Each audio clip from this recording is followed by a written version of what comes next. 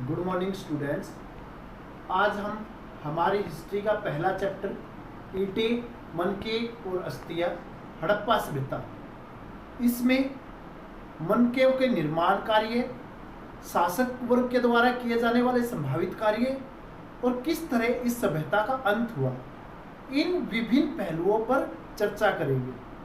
सबसे पहले हम हड़प्पा सभ्यता में मनकों के निर्माण कार्य का अध्ययन करेंगे। हड़प्पावासी न केवल कृषि और पशुपालन में निपुण थे, बल्कि ये लोग शिल्प उत्पादन के कार्यों में उतने ही योग्य और अनुभवी थे। शिल्प उत्पादन के कार्यों में मृत भांडों का निर्माण करना, आभूषणों का निर्माण करना और मनकों का निर्माण करना, ये इनके मुख्य कार्य थे। सबसे जो मुख्य शिल्प कार्य था वो था मनकों का निर्माण करना। हड़प्पावासी मनकों का निर्माण करके उन्हें विभिन्न आकार देकर उन मनकों की सहायता से माला बनाकर एक आभूषण के रूप में बड़े चाव से पहनते थे। जो हड़प्पा सभ्यता के खुदाइयों में अवशेष प्राप्त हुए हैं, उनमें बड़ी मात्रा में हमें इस तरह के मनके और मालाएं प्राप्त हुई है और इन मनकों का जो आकार प्राप्त हुआ है वो भी अलग अलग प्रकार का आकार प्राप्त हुआ है। कुछ मनके ढोलक आकार के, कुछ गोल, कुछ चकोर और कुछ बेलन आकार के प्राप्त हुए हैं। ये लोग मनकों के निर्माण के लिए बहुत सारे कच्चे माल का प्रयोग करते थे, जिसमें जैस्पर, जिप्सम, फ्योन्स, लाजवर्थ मणि, चिकनी मिट्टी, शंख, अस्थिया, कार्निलियन, सोना, चांदी, कांसा, तांबा इत्यादि मुख्य थे। ये लोग इन स्थानों से कच्चा माल प्राप्त करने के लिए वहां आसपास बस्तियां स्थापित कर लेते थे। मनके बनाने के लिए जो सबसे प्रसिद्ध केंद्र था वो चन्हुदड़ो था, जो वर्तमान पाकिस्तान में स्थित है। जैसा कि हमने पहले बताया कि ये लोग मनके बनाकर उनके आभूषण बनाते थे और उन्हें बड़े चाव से पहनते थे। दूसरा जो टॉपिक है हमारा वो है शासकों के द्वारा किए जाने वाले संभावित कार्य। हालांकि हड़प्पा सभ्यता के खुदाई से कोई भी ऐसा अवशेष प्राप्त नहीं हुआ है जो हमें ये एक साक्ष्य दे सके कि वहां पर निश्चित रूप से शासक वर्ग अस्तित्व में था। लेकिन जो मोहनजोदड़ो से एक विशाल सभागार प्राप्त हुआ है, जिसे इतिहासकारों ने एक विशाल महल की संज्ञा दी है, वो एक तो एक शासक वर्ग की तरफ इशारा करता है, दूसरा हड़प्पा की खुदाई कार्यों से एक व्यक्ति की योगी मुद्रा में बैठे हुए एक तस्वीर, एक मूर्ति प्राप्त हुई है, जिसे इतिहासकारों ने पुरोहित राजा का नाम दिया है।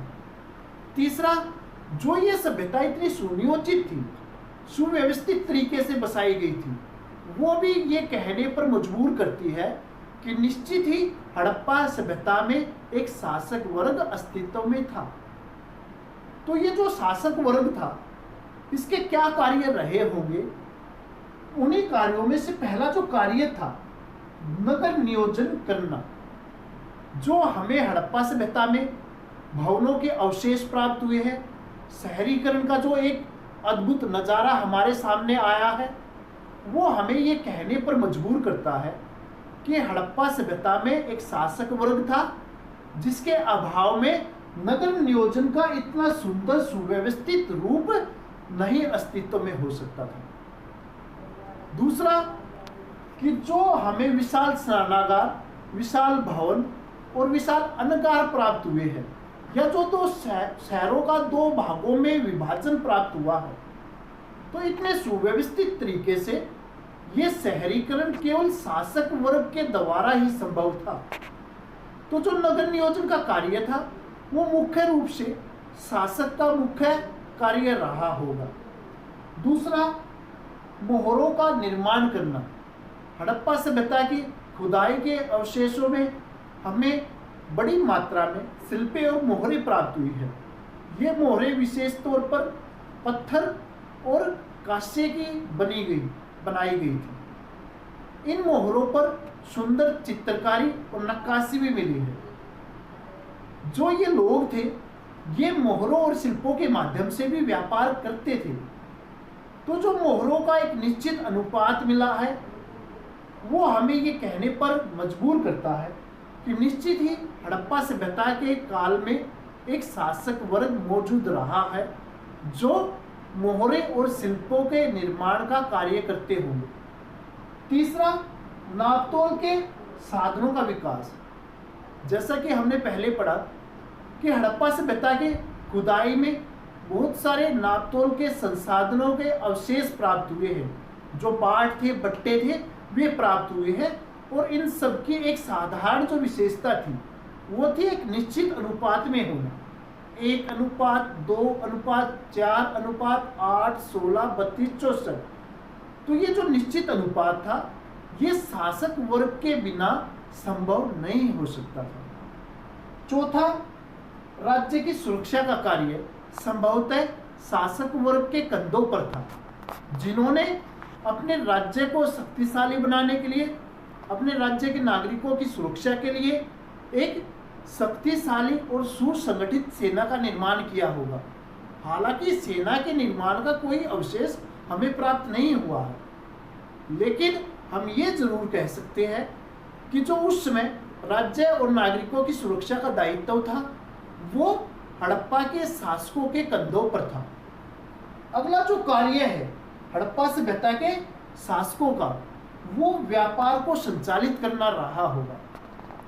हमने जो अवशेष प्राप्त किए हैं हड़प्पा के खुदाई कार्यों से, उसमें बड़ी मात्रा में मेसोपोटामिया, सुमेरिया, बेबीलोन और असीरिया की सभ्यताओं के अवशेष भी मिले हैं। यानी कि वहाँ के कुछ वस्तुएं मिली है और वहाँ की कुछ मुद्राएं मिली है। दूसरा, मेसोपोटामिया के खुदाई कार्यों में भी हड़प्पा सभ्यता से संबंधित कुछ वस्तुएं और यहाँ की मोहरें वहाँ पर प्राप्त हुई है, जिसे देखकर हम ये कह सकते हैं कि हड़प्पा वासियों के संबंध सुदूर के देशों से थे। व्यापारिक संबंध इनके थे, और व्यापारिक संबंध एक शक्तिशाली शासक वर्ग के बिना संभव नहीं हो सकते। अगला जो टॉपिक है हमारा,